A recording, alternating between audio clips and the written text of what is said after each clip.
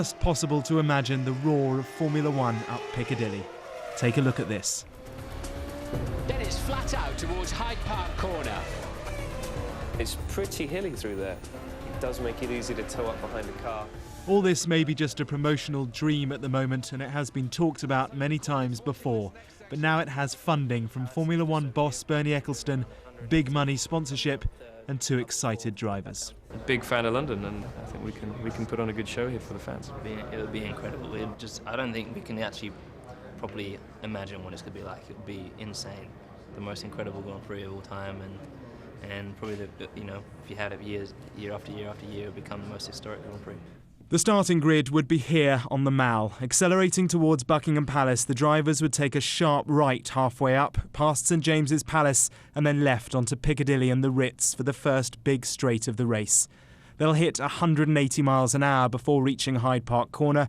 They'll then take a sharp left and head down the side of Buckingham Palace, past the front of it for the second long straight, with more speeds of 180 miles an hour into Parliament Square. At Big Ben, they'll turn onto the embankment and towards the river. Finally, they'll turn left, up to Trafalgar Square, through Admiralty Arch, and back onto the Mall, past the checkered flag. The embankment becomes a marina for Grand Prix weekend. It does all sound mad, and there are plenty of hurdles. Silverstone has the British Grand Prix rights for years to come, and Ecclestone's money wouldn't be nearly enough. But as well as all that, there are loads of potentially really big practical problems with all this. I've just driven around part of the course, and all over it there are permanent structures which would need to be moved. There are traffic lights in the middle of the road, there are barriers, there are bollards, there are curbs. And what about this?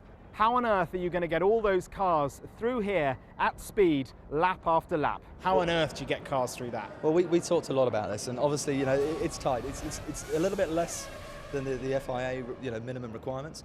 But these guys are professionals. These guys are experienced. Essentially, what we've done is we've really slowed the circuit down there, and we've driven 2 cars through there on the simulator. There's enough room to get 2 cars with a bit of wriggle room. These guys are far better at racing than we are in the office.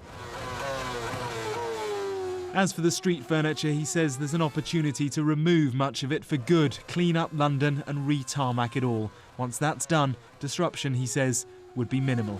Maybe, but one thing is for sure. If it did happen, it would generate a lot of cash for an economy that could really do with it. Mark Stone, Sky News in central London. This is Sky News. Coming up in the sport, a brace for Balotelli as Italy reach the final of Euro 2012. And we'll have news of one of the biggest shocks in Wimbledon history.